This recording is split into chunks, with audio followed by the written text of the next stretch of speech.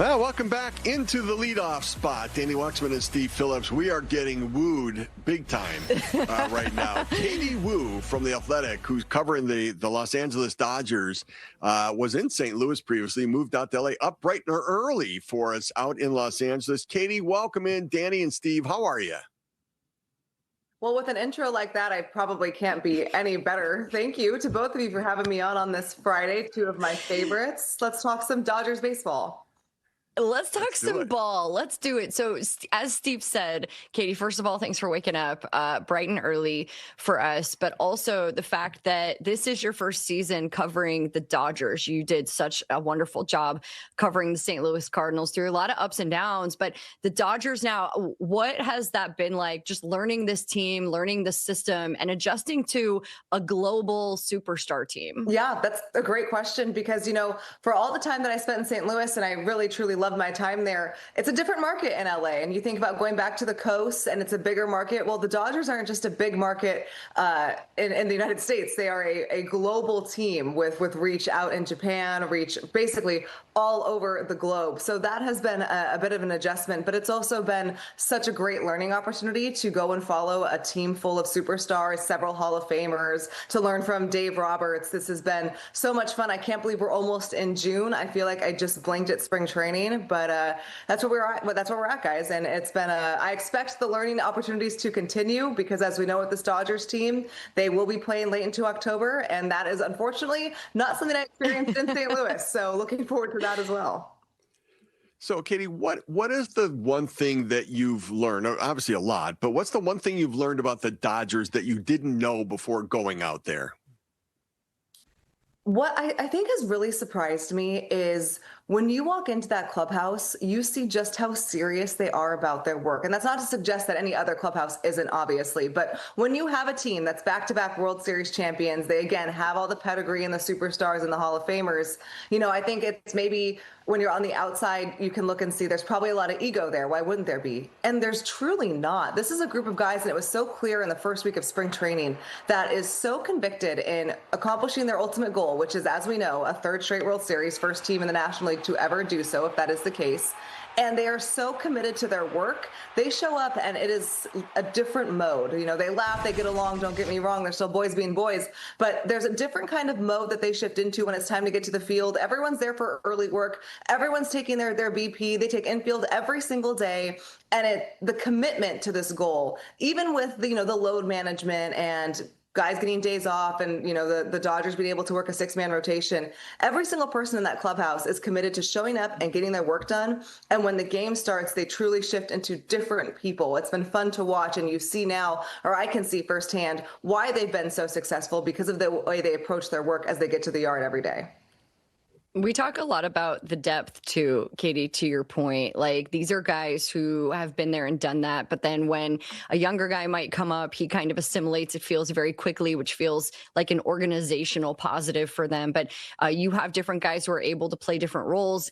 There's an article you wrote in The Athletic about Mookie Betts that I really liked because, number one, he was honest and transparent that the online vitriol, the online basement dwellers are loud right now. So he ended up deleting his social media and he's working through some things right now. What have you learned about Mookie Betts and, his ability to compete, maybe even when his numbers aren't there to back it up? Yeah, certainly not the start to 2026 that the Dodgers or Mookie Betts were looking for. He missed 4 weeks with an oblique strain in the first week of the season. His batting average is under 200, that OPS barely around 6. And he's been very adamant that this is just not the quality of play that he expects himself to be, and rightfully so. When you think Mookie Betts, you again think future Hall of Famer. And for him to sit down and be honest about, I'm 33 years old, and he told me, this is probably the best I felt, the most knowledgeable I felt about baseball in my entire career. I'm just in a learning process right now because the things that I did when I was younger in my career to get out of slumps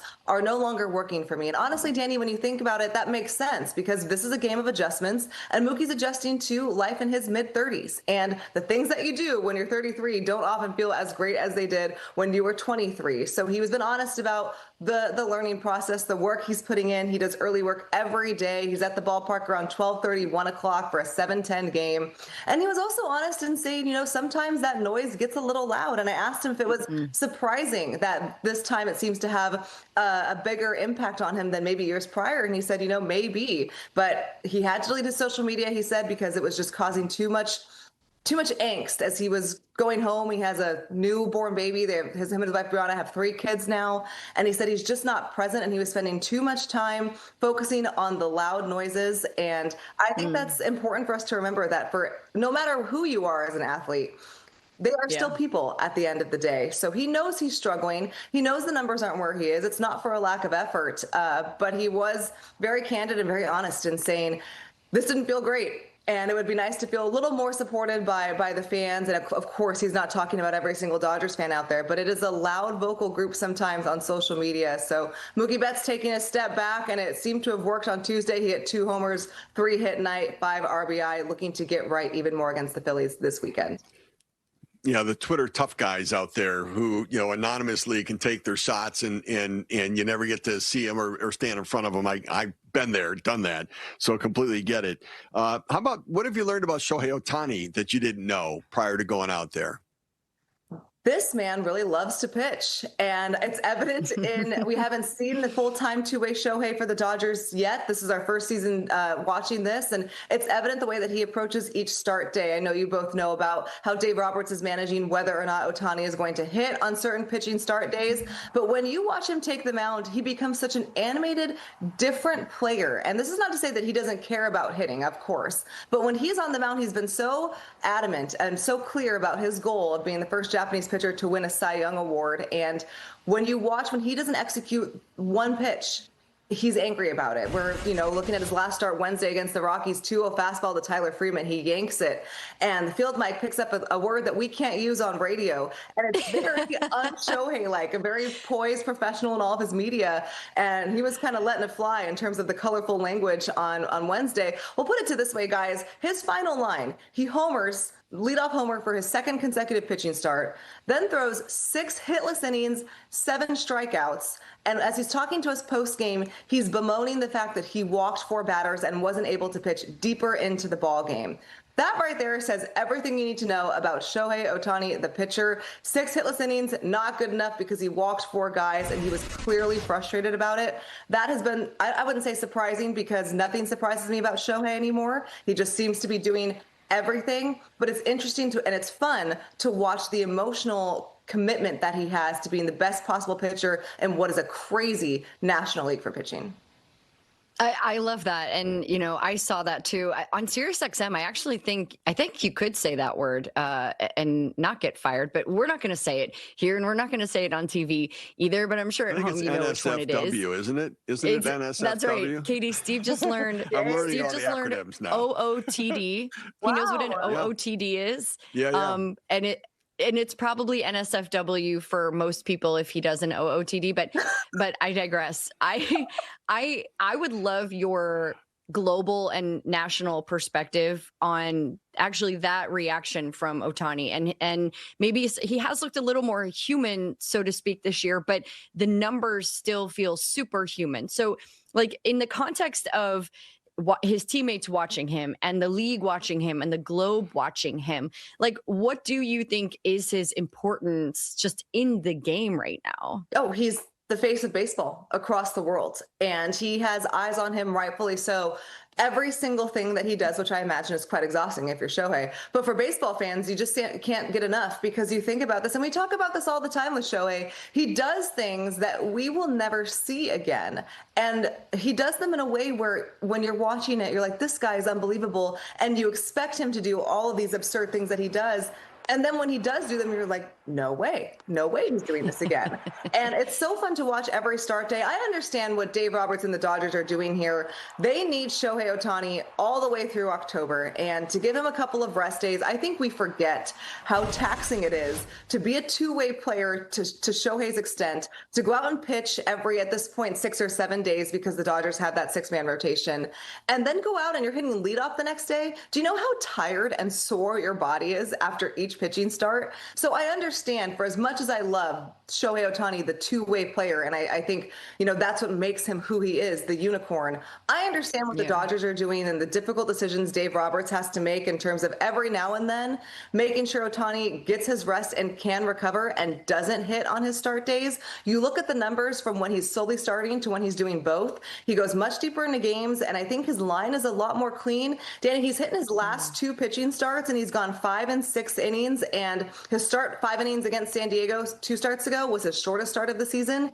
And again, frustrated by it. So Dave Roberts has said this is something that we have to do. We're taking it start by start, week by week in terms of if Ohtani is going to hit or not.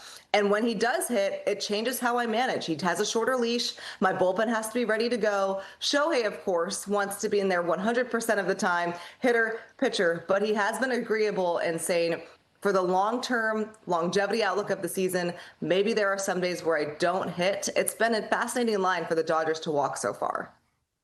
Yeah, it certainly has been. And Dave Roberts does it as well as anybody possibly can.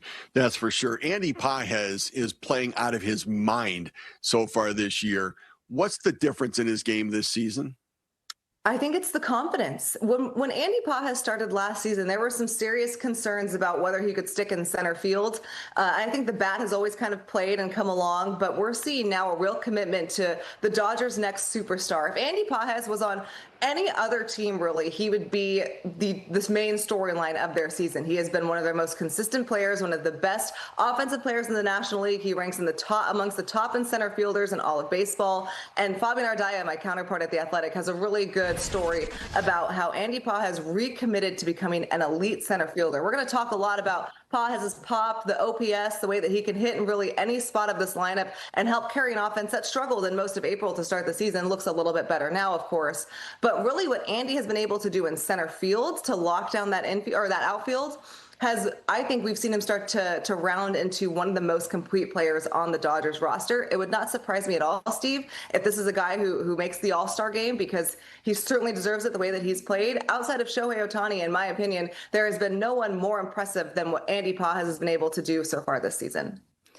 I love too, Katie, that he has been predominantly buried in the lineup. I know Davis changed things up a little bit, but before Muncy was injured, like Max Muncy and Pages were two of the most productive guys in the lineup at the bottom of the order. So it's just interesting, again, speaking to the depth of the team and for Pages to kind of find his way in the shadows, but having such a large impact on the team. It's been so fun to watch. I want to look ahead to this weekend because it's a big series coming up. The Philadelphia Phillies will be in town. Zach Wheeler and Justin Robleski tonight. You can listen to that game, by the way, on SiriusXM. We got you covered there if you can't find it anywhere else. So I'm just kind of curious. Like, this is a big matchup. The Phillies have been playing really well. They've been playing well since they let Rob Thompson go and brought John Mattingly in. What's your perspective of how you feel things can shake out this weekend? This is a big test for the Dodgers, who have been able to take care of business against their National League foes. Took 2 of 3 of San Diego and Milwaukee last week. But the Phillies, I know their season obviously didn't get off to the best of starts, but they can really pitch. And so they'll get Zach Wheeler tonight. We'll see Jesus Luzardo at some point this weekend, either Saturday or Sunday. And it's going to be a big test for the Dodgers, who all of a sudden are facing a significant depth test. Kike Hernandez, heartbreaking situation. Rehabs to come back from elbow surgery over the offseason, plays in just 2 games before significantly tearing his oblique. He's back on the IL for what's going to be several weeks. And Teoscar Hernandez, who has been a big key lately in the bottom part of the lineup towards hamstring, strained his hamstring, excuse me. So he will miss at least a few weeks there. Now, all of a sudden, the Dodgers are platooning in the outfield with Alex Call and Brian Ward up from AAA. It's going to be on the top of the lineup to carry some of this offense. But as we've talked about with Mookie Betts, it's been a little slow there as well. So you're looking for guys like Freddie Freeman and Kyle Tucker to step up against what has been a pretty solid pitching squad for the Phillies. For the Dodgers, though, they can easily match that. Justin Robleski's looking for a get-right game. He's been pretty solid, but the last 2 have been a little clunky. Roki Sasaki and what he's been doing, trending in the right direction. And then, of course, Yamamoto on Sunday. And the Dodgers bullpen we're probably not giving enough love to. When Edwin Diaz first went down, give him love. It was a crisis, right? No Edwin Diaz. Their big closers down for several months. And the Dodgers bullpen just the other day threw 38 scoreless innings. So, yeah, I guess they've been okay, but this should be a pretty early season National League showdown. We remember what happened last time these two played in the NLDS. Should be some drama. Should be a lot of fun. Yeah, I think the bullpen guys are probably upset that Miguel Rojas really inflated their ERA numbers when he came in in relief the other day. I mean, they're not happy with that at all. And so, well, Katie, listen, we're happy that you were here today. Thank you so much for making our show better. Always great to have you on. Girl. Thanks for getting up so early for us and really appreciate it. Katie Woo from The Athletic, covering the LA Dodgers. You got to continue to read her. Does great stuff, great work. And thank you for making us better today. Anything for 2 rays of sunshine. You guys have a great weekend. Thanks for having me on. Okay, you too. Thank you so much. All right, we're going to come back with the morning matchup, our picks to click. I need to get back on the winning track next in the leadoff spot on MLB Network Radio.